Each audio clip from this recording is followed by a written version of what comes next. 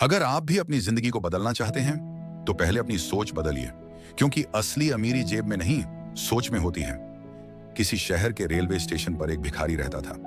वह वहां आने जाने वाली रेलगाड़ियों में बैठे यात्रियों से भीख मांगकर अपना पेट भरता था। एक दिन जब वह भीख मांग रहा था तो सूट बूट पहने एक लंबा सा व्यक्ति उसे दिखा।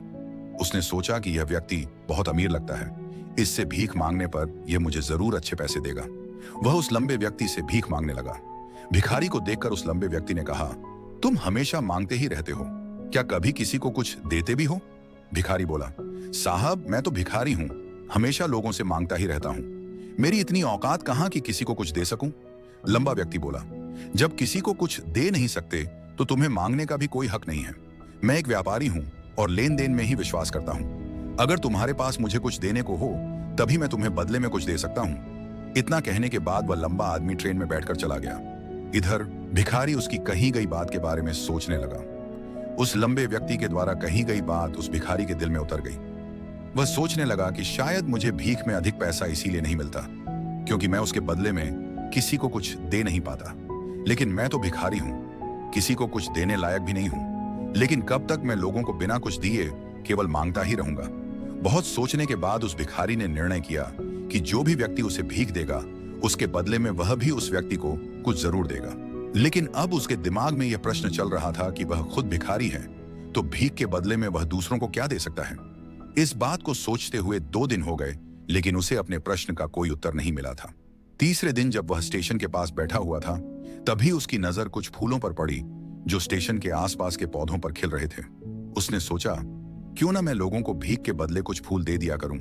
उसको अपना यह विचार अच्छा लगा और उसने वहां से कुछ फूल तोड़ लिए। अब वह ट्रेन में भीख मांगने पहुंचा।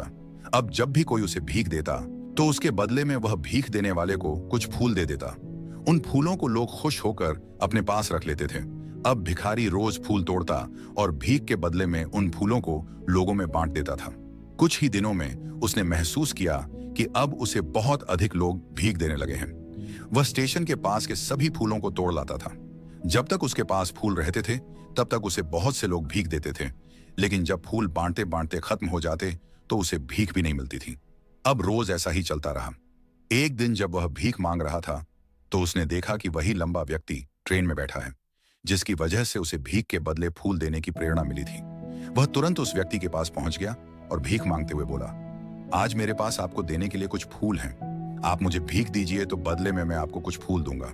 उस लंबे व्यक्ति ने उसे भीख के रूप में कुछ पैसे दे दिए और भिखारी ने कुछ फूल उसे दे दिए। उस लंबे व्यक्ति को बात बहुत पसंद आई। वह बोला, वाह क्या बात है, आज तुम भी मेरी तरह एक व्यापारी बन गए हो। इतना कहकर फूल लेकर वह लंबा व्यक्ति अपने स्टेशन पर उतर गया। लेकिन उस लंबे व्यक्ति द्वारा कही गई बात एक बार फिर से उस भिखारी के दिल में उतर गई। वह बार बार उस लंबे व्यक्ति के द्वारा कही गई बात के बारे में सोचने लगा और बहुत खुश होने लगा। उसकी आंखें अब चमकने लगी। उसे लगने लगा कि अब उसके हाथ सफलता की वह चाबी लग गई है जिसके द्वारा वह अपने जीवन को बदल सकता है। वह तुरंत ट्रेन से नीचे उतरा और उत्साहित होकर बहुत तेज आवाज में ऊपर आसमान की तरफ देखकर बोला, मैं भिखारी नहीं हूं, मैं तो एक व्यापारी हूं, मैं भी अमीर बन सकता हूं। लोगों ने उसे देखा तो सोचा कि शायद यह भिखारी पागल हो गया है और अगले दिन से वह भिखारी उस स्टेशन पर फिर कभी नहीं दिखा। लेकिन 6 महीने बाद इसी स्टेशन पर 2 व्यक्ति सूट बूट पहने हुए यात्रा कर रहे थे। दोनों ने एक दूसरे को देखा तो उनमें से एक ने दूसरे से हाथ मिलाया और कहा, क्या आपने मुझे पहचाना? दूसरा व्यक्ति बोला, नहीं, क्योंकि मेरे हिसाब से हम लोग पहली बार मिल रहे हैं। पहला व्यक्ति बोला, नहीं, आप याद कीजिए, हम पहली बार नहीं बल्कि तीसरी बार मिल रहे हैं। दूसरा व्यक्ति बोला, मुझे याद नहीं, वैसे हम पहले 2 बार कब मिले थे? अब पहला व्यक्ति मुस्कुराया और बोला, हम पहले भी 2 बार इसी ट्रेन में मिले थे।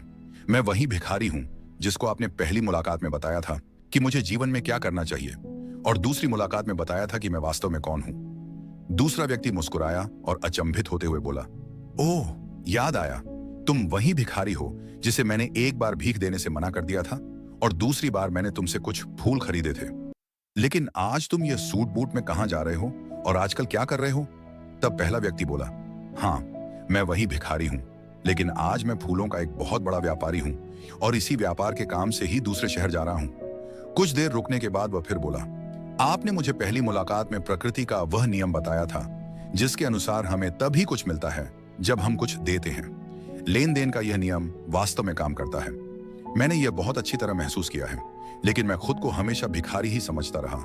इससे ऊपर उठकर मैंने कभी सोचा ही नहीं। और जब आपसे मेरी दूसरी मुलाकात हुई, तब आपने मुझे बताया कि मैं एक व्यापारी बन चुका हूं। अब मैं समझ चुका था कि मैं वास्तव में एक भिखारी नहीं, बल्कि व्यापारी बन चुका हूं। मैंने समझ लिया था कि लोग मुझे इतनी भीख क्यों दे रहे हैं, क्योंकि वे मुझे भीख नहीं दे रहे थे, बल्कि उन फूलों का मूल्य चुका रहे थे। सभी लोग मेरे फूल खरीद रहे थे, क्योंकि इससे सस्ते फूल उन्हें कहां मिलते।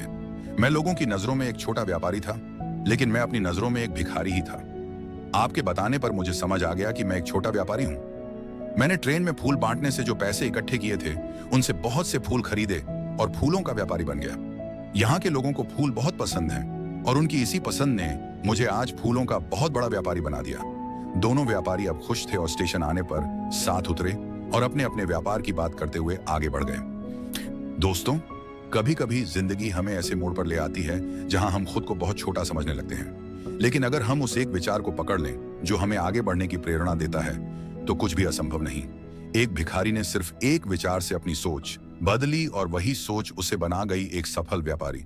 याद रखिए, जब तक आप खुद को छोटा समझते रहेंगे, दुनिया भी आपको छोटा समझेगी। लेकिन जिस दिन आपने खुद को बड़ा मान लिया, उसी दिन दुनिया भी आपके साथ खड़ी हो जाएगी। सीख, देने की आदत डालिए, मांगने की नहीं। बड़ा सोचिए, बड़ी पहचान खुद बन जाएगी। अगर आपको यह कहानी पसंद आई हो तो कृपया लाइक करें, कमेंट में अपनी राय दें, और हमारे चैनल स्टोरीज जो दिल को भाए को सब्सक्राइब करना ना भूलें। मिलते हैं अगली प्रेरणादायक कहानी में।